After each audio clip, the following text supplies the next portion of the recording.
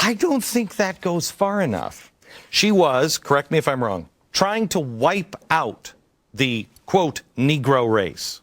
Was she not? Yes. She starts something called the Negro Project, in which she tries to enlist black ministers and get them to go into their neighborhoods and tell black people not to reproduce because they are, in her words, an unfit group. Does she not? So she has these horrible ideas about Negroes, and she says, and I'm using her word, Negroes. She goes on to say, we don't want the Negro to know that we're trying to wipe them out. God forbid they catch on. But then why does she leave the country? She leaves the country. Is she not kicked out to go over to Europe, or she goes over and she learns a more subtle way, does she not? Yes. Right. She goes over to Europe and she learns a more subtle way, eugenics, which is very popular, and talk just about birth control. When she first starts about talking about birth control, it's because she recognizes that her overt racism can't be sold. Correct? Yeah. Am I wrong? We're leaving out one really important point here. What is that? She gives a speech to a Klan rally in 1926. What does she say?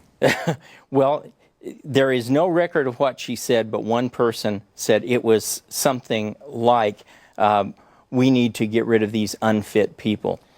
She was also part of this eugenics movement, which was to breed a better person, breed a better voter. It was. Right? Yeah. Which led directly, it was the American progressive eugenics movement that migrated over to Europe. Not all progressives were involved, but many were. Henry Fairfield Osborn, Madison Grant were involved in the eugenics movement. And California was involved in it, big time, were they not? And they migrated the eugenics over to Europe, which there's the idea of the Aryan race and the fit society, and we'll breed the ultimate race, and led to the gas chambers. And where does all this start and kind of catch on in Europe? Public health. They are always claiming this is in the name of public health. We have to make sure that unfit groups don't reproduce because they're damaging public health. So it's all done in the name of health care. When you see the events of the day and healthcare, and you see Rahm Emanuel's, Ezekiel Emanuel's complete live system, which says, you're not going to get it early on, and you're not going to get that healthcare late. It's important to understand the history of progressives because you'll recognize things. They don't have to end the same way, but it's the same pattern that they follow, is it not? Well, it is. See, progressives want to redistribute wealth. They believe some people are entitled to more goods in society than others, literally entitled, whereas the founders believed in equal opportunity. So what you have, it's obvious, black Americans are inferior, so we won't allow them as much opportunity as we will other groups. In eugenics, we have some people who are handicapped or have an infirmity. We don't want them reproducing, so we will deny them certain rights, or at least try to. Some people are more equal, as George Orwell said, than others. And the progressive vision fits into this regularly, and that's why you see eugenics, racism, become sometimes part of the progressive agenda. Okay, next we're going to go down with a couple of I guess you'd call them heroes, villains. If you read the history book, they're villains. One of them in particular, Rockefeller. Both of these guys said hero. I'm anxious to hear their case on that one. Next.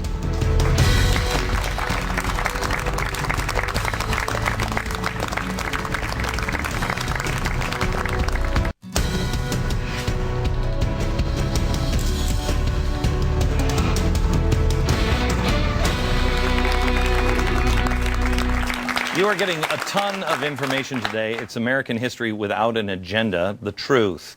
If you want to learn more, go to glennbeck.com/extreme and sign up to be a part of a very special history-based lecture series. You'll get lessons from the best and the brightest historians and scholars that we could find. We have just started. We've got 3 that we've announced, but wait until you see what we have coming.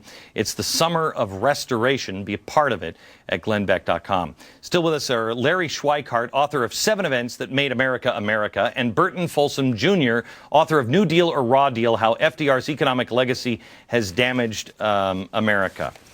Okay, so what we're doing is we're looking through the history books and we're seeing who the villains are and who the good guys are. And what amazed me, this was maybe about 3 years ago when I came across the progressive movement, it amazed me once you open up that progressive door and you start to see distortions everywhere. The world changes. You no longer ask, how did we get here? It's the turn of the century. Let's start with somebody I haven't studied, but somebody who I think is a bad guy, Rockefeller Sr. You guys say he was a good guy. I think John D. Rockefeller's a wonderful American. He gives us cheap energy, really makes America energy independent. At the time Rockefeller comes on the scene, the major source of interior illumination was whale oil. Within about 20 years, people quit using whale oil.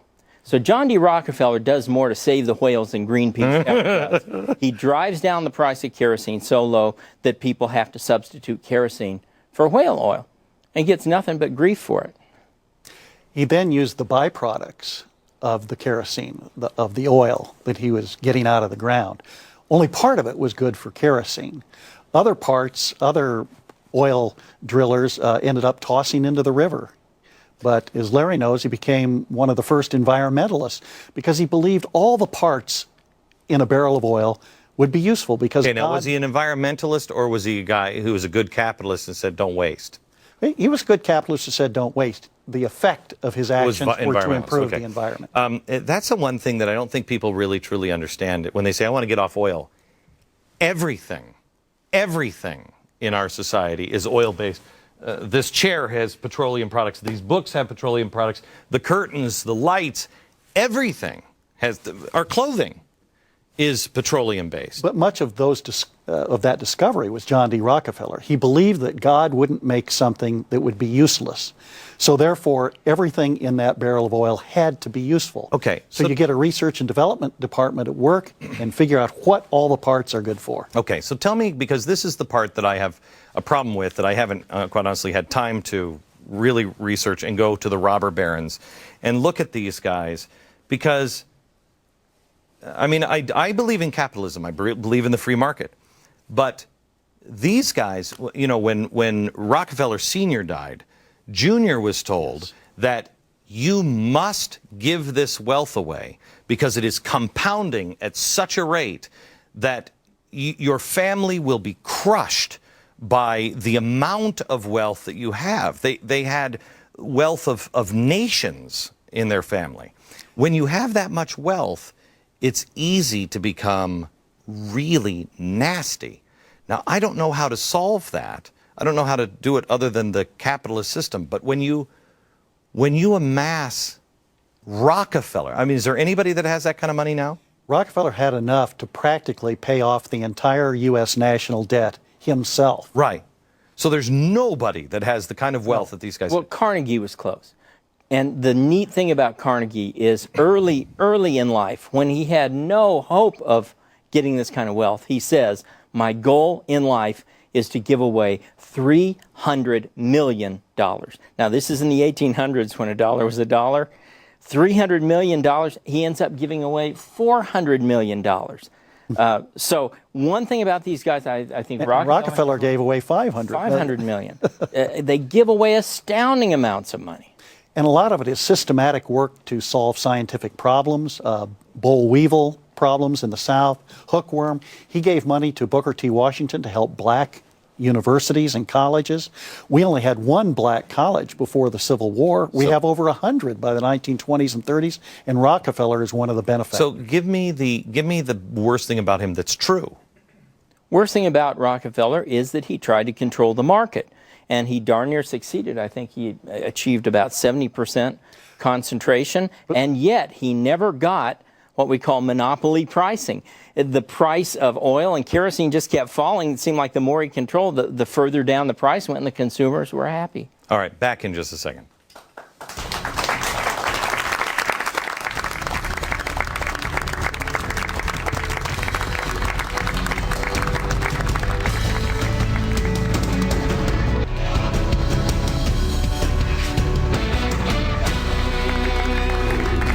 All right, back with Larry Schweikart and Burton Folsom Jr., and we're talking about restoring history and heroes and villains. And we want to go to Gerard, who has a question.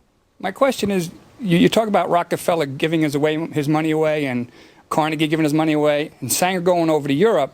The whole point of him giving the money away was because he couldn't keep it all because it would control too much, that if he gave people on the other side and here in the United States money, he would empower them, but they also knew where that money came from. They would owe him favors.